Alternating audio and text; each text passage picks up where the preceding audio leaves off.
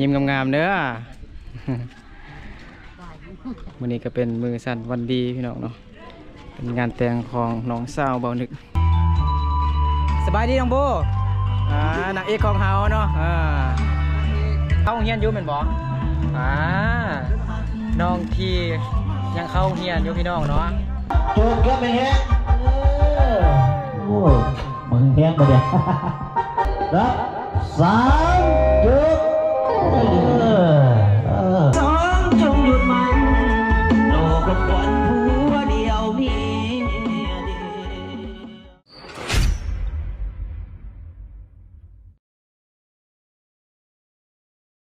มื้อนี้ก็มือสั้นวันดีพี่น้องเนาะบรรยากาศแต่งตัวดูดีจักหน่อยเด้ว่าสัตว์ เนาะเมื่อวานนี้แม่นบ่นึกงานให้ทุกคนไปเบิ่งอันการกะเกียมงานดองของน้องสาวเบานึกแต่ว่ามื้อนี้จึงเป็นมื้องานดองแท้ๆงานแต่งงานแท้ๆเด้อสาวลีกำลังแต่งหน้าอยู่แต่ว่าบ่นึกแต่งนุ่งเสื้อใส่แบบนี้แล้วก็โอเคเลยพี่น้องเนาะเอาเป็นจังได๋คะทุกคนติดตามไปเด้อก็จะเป็นเดี๋ยวบ่นึกจะว่าอยู่นี่ก่อนเนาะเป็นงานแต่งของน้องสาวเบานึกเนาะน้องสาวเบานึกกันน้องสาวอันแม่นเสื้อสายเดียวกันกับเบานึกเนาะก็เป็นแบบเป็นพี่น้องกันนั่นแหละเนาะไปเอาผัวอยู่นากวางก็ไกลพี่น้องเนาะไกลกว่าบ้านของเบานึกเนาะตอนนี้แมนอยู่ที่เมืองเพียงแขวงสัญญบุรีเนาะเป็นบ้านของซาวดีเป็นบ้านดงล่วงพี่น้องเนาะบ้านดงล่วงเมืองเพียงแขวงสัญญบุรีสปปลาวเนื้อเนาะเว้ารวมเรียวกับเป็นงานดองของชนเผ่าไพรเนาะมื้อนี้เนาะจากนั้นบ่นึงจะพาทุกคนไปเบิ่งชมบรรยากาศในงานแต่งของน้องสาวเบานึกเนาะว่าจะม่วนจะมันซำใดโอเคเป็นยังไงกันทุกคนติดตามไปยาวๆเด้อมันม่วนนำกันพี่น้องมื้อนี้ไป let's go อันนี้ก็เป็นบรรยากาศการแต่งกินครัวกินอยู่ในงานดองในมื้อนี้พี่น้องเนาะโอ้ก็เจ้าก็แบบสามัคคีกันพี่น้องเนาะแต่งกินเนาะคืนแห่งจับผู้ละเล็กผู้ละน้อยเนาะบางคนก็กำลังนึ่งเขาพี่น้องเนาะนึ่งเขาเป่าไฟแต่เช้าพี่น้องมื้อนี้นะ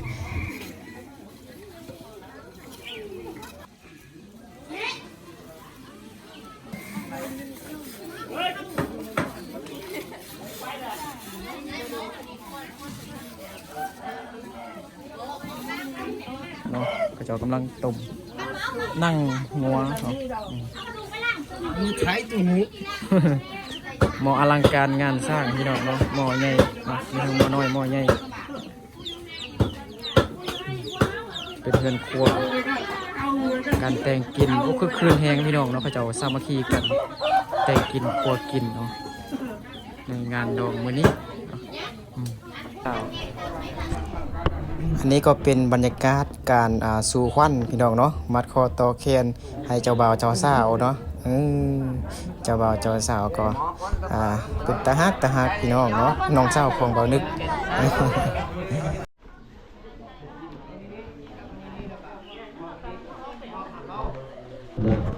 เลิกใช่ภาษาซีเราติดเต้นเลิกใช่ภาษาซีสบายดีโอ้ขับรถแห้งโคตรตอนนี้เบานึกก็อยู่นำพ่อของเจ้าสาวเดี๋ยวเบานึกจะทำมันพ่อของเจ้าสาวเนาะทางไปซ้ายมาแต่งเอาน้องสาวค่าชิ้นซอสจักรลานคำจักบาทก็18 ล้าน 8 แสน18 ล้าน 9 แสน89,000คำบาทหนึ่งค่าสินสอดแม่น18 ล้านปลายเนาะเอาปลายจะน้อย18 ล้านปลายพี่น้องเนาะ18 ล้าน 9 แสน18 ล้าน 9 แสน99,000กีบพี่น้องเนาะคำบาทหนึ่งพี่น้องเนาะตอนนี้ราคาคำกับ30 ปลายล้านแล้วพี่น้องเนาะอยู่ลาวนี่ค่าของชีพกับแพงอีกพี่น้องเนาะโอเคขอบใจพอหลายขอบใจหลาย อันนี้ก็จะเป็นโต๊ะรับแขกนั่นเองพี่น้องเนาะหีบบัตรเซินยิ้มงามๆเด้อ มื้อนี้ก็เป็นมือสั่นวันดีพี่น้องเนาะเป็นงานแต่งของน้องสาวเบานึกเนาะอยู่บ้านดงหลวงเมืองเพียงแขวงสยามบุรีสปปลาวเหนือตอนนี้ก็กำลังเริ่มพี่น้องเนาะแขกที่อยู่บ้านไก่ก็ยังบ่ทันมาเด้อพี่น้องเนาะมีแต่คนบ้านเฮาเนาะมาก่อนเนาะมาส่งบัตรเชิญ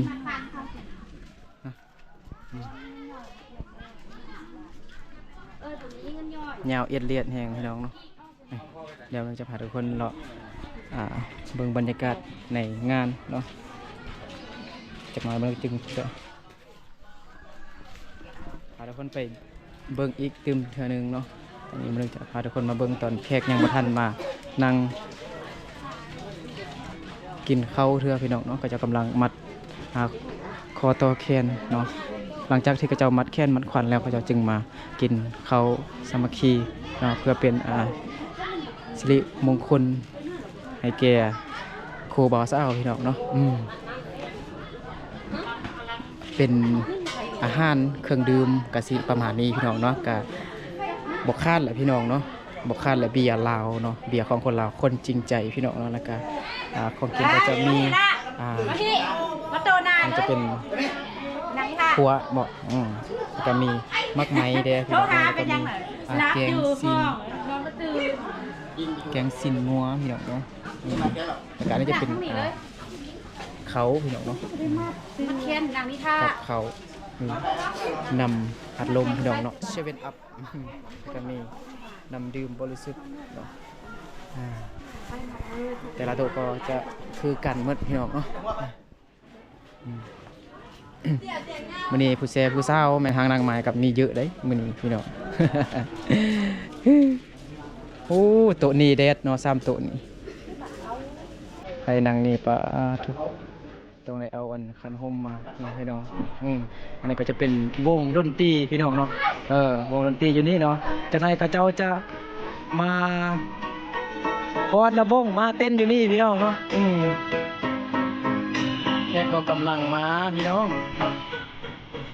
เอาเพลงแล้วเพลงเรา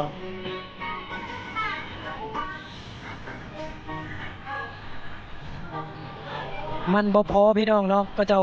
กางเต็นท์ยังเอียดเลียดแห้งพี่น้องเนาะแต่เตาฮอตเนื้อจำเนื้อบ้านไปไกลพี่น้องเนาะมันแขกไล่เนาะแขกที่เข้ามาร่วมไล่เราแล้วขยายมาทางค้างนี่พี่น้องเนาะอยู่กองต้นบักม่วงนี่พี่น้องเนาะ บางโต๊ะกับยังทึกแดดพี่น้องเนาะต้องได้ใส่คันโฮมส่วนตัวเลย มายายมาฮอดพี่น้องเนาะนี่ไอ้จะเป็นเงินครัวพี่น้องเนาะกำลังแต่งกินแต่ก็จะมาแต่งกินตอนดับๆพุ่นเลยมาพี่น้องจนฮอตตอนนี้ก็จะมายังแต่งกินอยู่พี่น้องเพราะว่าแขกเขามาร่วมหลายพี่น้องเราเป็นงานแต่งที่คือว่าอยู่บ้านนี่แบบคือว่าแบบบางนึกกับหาบ่เคยเห็นเนาะพี่น้องเนาะแต่ก็เป็น งานแต่งงานดองของดองเศร้าเบาเล็กนั่นเองพี่น้องเนาะเนี่ยก็เจ้ากำลังนึ่งเขาพี่น้องเนาะนึ่งเขา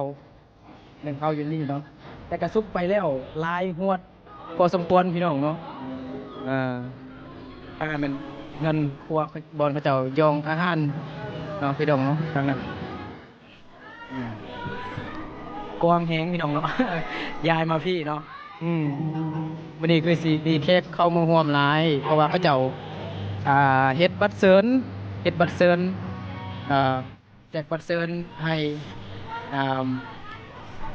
ปานใกล้ๆหั่นล่ะพี่น้องเนาะเข้ามาห่วมเนาะนี่ยายมาฮอดพี่เลย เฮ้พี่น้องเนาะ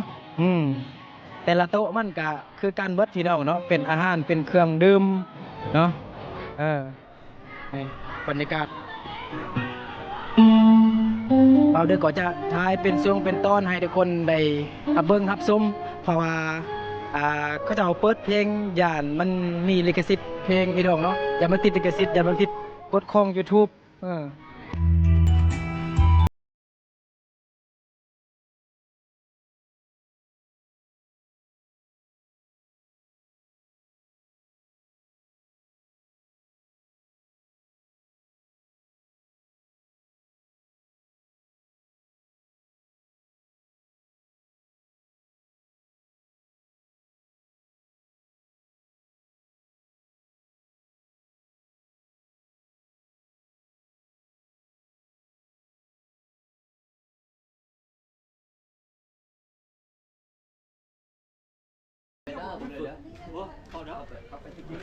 มาส่งบัตรเชิญวะ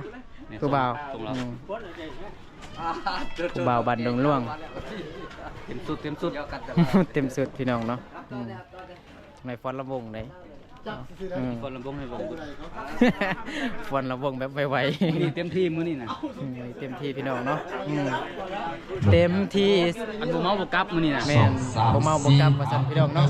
แม่น เต็มที่เสมออกหักนะโอเคไปที่มานี่แล้วก็ส่งบัตรเชิญแล้วก็มีผู้บ่าวผู้สาวตอนรับอยู่นี่เนาะมีแต่ผู้จบผู้งามเนาะผู้สาวก็งามผู้สายก็รอน้องชายของโมนึกนั่นเองพี่น้องเนาะมามื้อนี้กับผู้สาวก็คือฉลายเนาะซองเฮาก็ส่วนหลายก็จะหาแต่ผู้สาวหั่นล่ะพี่น้องเอ้ย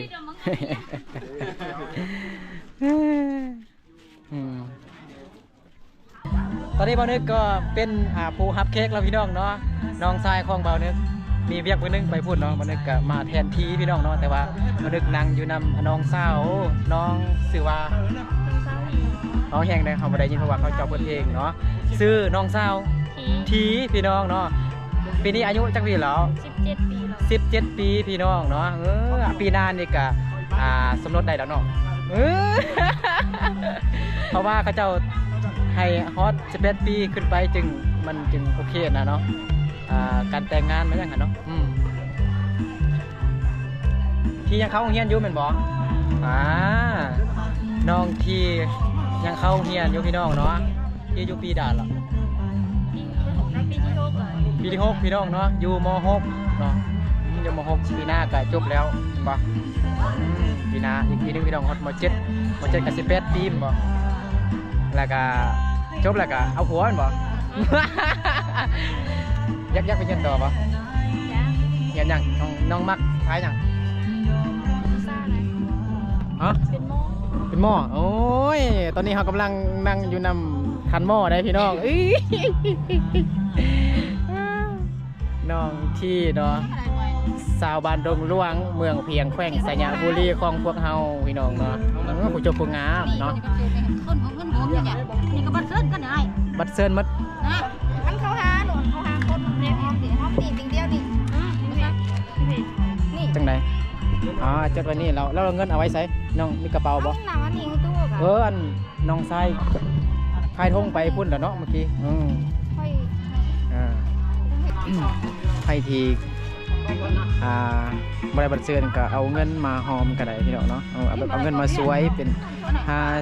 50 แสนนึงก็ได้เนาะมีน้อยให้น้อยก็ได้มีลายให้ลายก็ยิ่งดีพี่น้องเนาะคนเอาเนาะหักแพงแบ่งปันพี่น้อง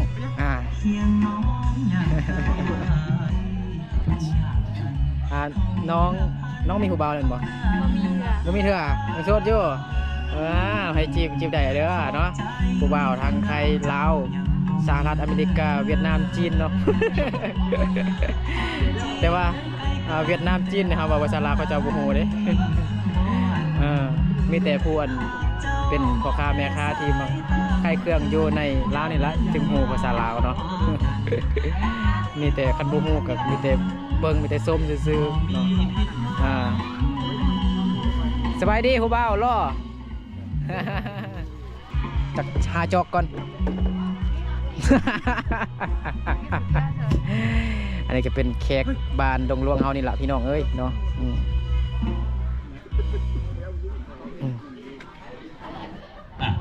สนที่ว่าบอกให้สักเสียเวลาเนาะอยากมีคำชี้แนะนะครับที่เขียนตามที่ตามข้อความที่นี่รายละเอียดกฎหมายของบ้านเนาะเสนอแจ้งถึง โต๊ะก็ยังวางพี่น้อง ทุกคนในขอบใจเนาะสลายเวลามีค่าเนาะมาห่วมในงานนี่เสนอข้าพเจ้าต่างหน้าด้านระบบกองขอทั้งเหตุทั้งคองทั้งไอทั้งนอกทั้งแก่ทั้งสารเนาะทั้งสองกองสองฝ่าย เป็นงานดองที่ ในการอยู่กันกินของเราเนาะว่าตามผิดมันเนาะพวกดนตรีอยู่ข้างหน้า สองกองF4เห็นอีกกองเขียมเนาะ เดี๋ยวจะหน่อย การกินเหล้าเนาะเบิร์ครับการฟ้อนการมันเสียนใดให้มันไม่มวนมันไม่เสียนหนึ่งบ่ให้พี่เถียงกันเนาะกินต่อมะแข้งบ่ให้แล้วต่อมะเขือทันกินบ้านเนื้อแล้วบ่ให้เมาบ้านไตเนาะให้เข้าใจเนาะถ้ากินอยู่บ้านนี้ไปเมาอยู่บ้านอื่นเลยพิษเขาดังสั้นไหนขอแจ้งไงเนาะการอยู่กันกินอยู่ในหินในคลองของพระเจ้าจัดมานี่เนาะก็เป็นมนต์ข่าหลายล้านเนาะสั้นถ้าหากเนาะญาติพี่น้องเนาะยิ่งไส้น้อยใหญ่ทั้งกำลังสูงที่ไม่ได้ห่วงงานในก่อเขาขบใจแต่เขาปฏิบัติตามข้อที่ทำให้ทั้งคลองผลต่างเนาะถ้าหากผู้ใดละเมิดเนาะในการกินเหล้ายาเนาะผู้ใดกินได้ก็กินบ่ได้ก็ไว้ยังแก้วยังขวดมันเนาะอยู่ในความสงบทุกคนถ่ายชุดนี้ขอให้ทุกคนเนาะมาในงานนี้จงเป็นเจ้าภาพทุกคนให้เป็นเจ้าภาพนำกันคิดว่างานนี้งานเฮาช่วยกันม่วนช่วยกันเหมือนดังนั้นจึงว่าแจ้งมาถึงเนาะยิ่งใช้น้อยใหญ่มาหอมในงานนี้จงมีความสุขความสบายใจบอกให้มีเหตุการณ์ทั้งหมดที่เกิดขึ้นดังนั้นขอบใจท่านเพิ่นได้ประกาศหรือว่าได้แจ้งให้บรรดาท่านเมื่อกี้เนาะเมาเราฟ้อนลูกเดียวประท่านเพิ่นว่าผู้ใดบ่เมาก็ฟ้อนได้นะอันพิธีเลี้ยวทั้งใหญ่ของเขานี่เนี่ยจะเลิกพี่น้องเด้อเราไอเบียนั่นแหละสิมนต์ซื่อที่พ่อได้ยอดได้อยู่ใส่เงินเต็มที่รุ่นมื้อนี้บ่ว่ายังเพียงงานบ่ว่าเด้ว่าทุกคนทุกสิ่งซะก่อนเนาะให้คิดสิว่าผู้ยืนนั้นคือนวดดวงใจผู้นั่งใกล้ๆเขาแหละพี่น้องคือกับได้ชีวิตเนาะบ่ต้องไปกินให้มันนุ่มมันยากมันซ่าเอาเห็นตัวเราตัวเบี้ยเดี๋ยวเฉพาะหอมปากหอมคอบ่เอาหลายดอกพี่น้องเอ้ยเอาพอดีพี่นาจำตากับบ่ได้บ่พอมื้อนี้บ้านเฮานะเอาขอให้เชิญนะเจ้าสาวเจ้าบ่าวเด้อเดี๋ยวงานแล้วก็ขอให้เชิญซึ่งหน้าเวทีกันแล้วกันเนาะเพื่อจะได้เปิดงานหรือว่ามาพี่มามอง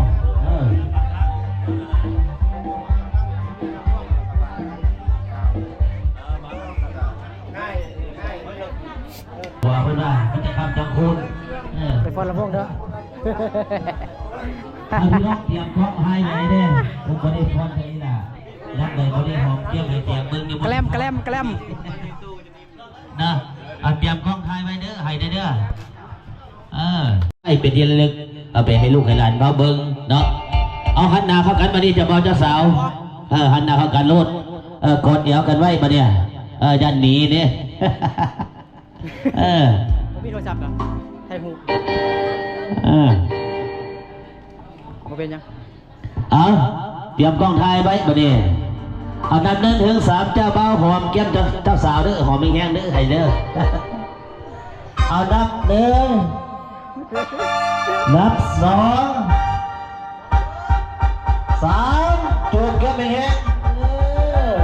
โอ้มึงแห้งมาดิเอารอบนี้เป็นรอบเจ้าสาวเด้อมาดิเด้อเอาหอมแก้มเจ้าบ่าวหอมข้างไปทางอื่นเด้อเอาเตรียมกล้องถ่ายให้เด้อเอานับ1นับเป่าบอนับ2นับ2คือนับ3จุดขับขนาดพี่น้องเลยเนาะเอาขอเสียงตัวมือให้เพื่อนเลยพี่น้องเนาะเอาเป็นคนใจให้ทั้งกูจะเป็นไม่กันแล้วกันเนาะเอามาขอสู้บรรยากาศวันนี้ได้เวลาสมควรเนาะจะได้เปิดงานของเฮาให้คุณจะมาเจ้าสาวเป็นสิ่งทุกคนให้เนาะดูดีมีแห้งกันแล้วกันเนอะ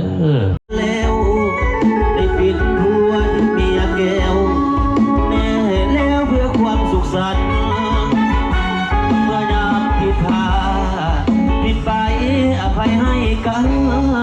นำกันยืนความหาเป็นสิ่งสำคัญสิไปใส่กันบอกลากันก่อน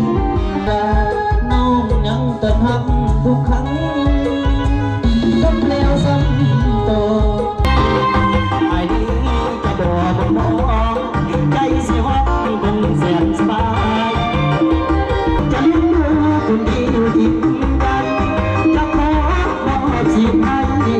ทำอะไรให้น้องกันตามถ้าตัวน้องบ่มีความรักอีกแล้วมองแงหน้าถึงเมื่อก็ทำต่อยสาวบ้านเขาสิมอง ป้ามื้อนี้แต่งโตวรอขนาดพี่ดอกเนาะฮะนี่ ตาลายแล้ว เบานึกยังบ่ได้ทายเซาลีตอนกลับจึงทายเซาลีพี่ดอกเนาะนี่สบายดีก่อน ไปดี สิปิดคลิปแล้วพี่น้องจึงทักทายสบายดีพี่น้อง ท่านนี้ไปไหนบ่โอ้เขามื้อนี้แบบมีแต่เต้นแบบมีนักฮ้องพี่น้องเนาะนักฮ้องแล้วก็เต้นพี่น้องเนาะจัดงานอลังการหลายพี่น้องเนาะมีแขกเข้ามาร่วมหลายพี่น้องเนาะแต่บัดอื่นพุ่นแหละ มื้อนี้อากาศร้อนพี่น้องเนาะมื้อนี้ก็แต่งตัวก็ เป็นตาเบิงเนาะเป็นตาเบิงได้น้อยนึงว่าซั่นตอนนี้บ่นึกกับเจ้าลีก็กลับก่อนเนาะเพราะว่าอยู่พุ่นก็บ่ได้มีอันวัยรุ่นหลายเนาะมีแต่แบบผู้อาวุโสผู้ใหญ่หั่นนะพี่น้องเนาะบ่นึกกับเจ้าลีก็กลับก่อนพี่น้อง ก็มวนมันแฮงพี่น้องครับเป็นงานแต่งของน้องสาวบ่นึกเป็นงานแต่งของชนเผ่าไพรเนาะเป็นงานแต่งของน้องสาวชื่อน้องมาลีพี่น้องเนาะเมื่อกี้บ่นึกก็เลยถ้ามันพอของน้องสาวเนาะเรื่องค่าดองค่าสินสอด ค่าสินสอดอันนี้พอว่าเมื่อกี้มันเงินแม่น18 ล้านกับ999,000กีบเนาะคำเป็นบาทนึงพี่น้อง แค่เข้าบุหอมลายพี่น้องเนาะเขาเจ้ากำลังเต้นตึมอยู่พี่น้อง วันนี้ก็มาแบบสั้นๆพี่น้องเราเดินกับไทยให้ทุกคนได้เบิ่งบรรยากาศในงานดองแล้วก็ทายการฟ้อนลำวงกันเต้นลำพี่น้องเนาะโอเคเอาสำหรับคลิปนี้กับบริการขอลาพ่อแม่พี่น้องหมดสุขคนไปก่อนแล้วพบกันในคลิปต่อไปเด้อถ้าบางนึกบางอย่างผิดพลาดไปกับขอโทษขออภัยทุกคนเด้อโอเคสบายดี